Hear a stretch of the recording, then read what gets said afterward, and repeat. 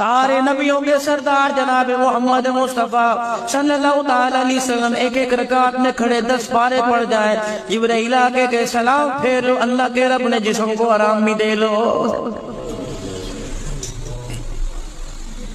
داماد مصطفیٰ جناب عثمان غنی رضی اللہ تعالیٰ عنہ قرآن پاک کی تلاوت کرے، صبح فجر کی نماز کا وقت آ جائے، سیدہ فاطمہ رضی اللہ تعالیٰ عنہ قرآن پڑھے، یہاں تک بلال کے اذان کی آواز کانوں میں آ جائے۔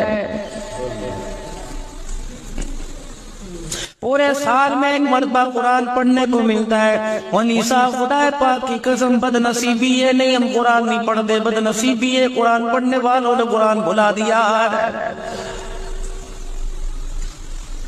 کتنے پاپڑ پہلے کتنے جتن اٹھائے، ہم آپ نے قرآن کی مان ہے۔ ابا گاٹھی پہ بٹھا کے چھوڑ کے آوے تھا، سبزی کر لیے چھوڑ کے آوے تھا، استاد جی اللہ جیسے مرضی ڈانٹے گورے تھا دروازے پہ کوئی نہیں، پتر یہ چھوٹی مہربانی میں آپ سے معافی مانگتا، اندر دیر نہیں کرے گا۔ انہوں نے سارے کے سارے ارمانوں پہ پانی پھیر دیا۔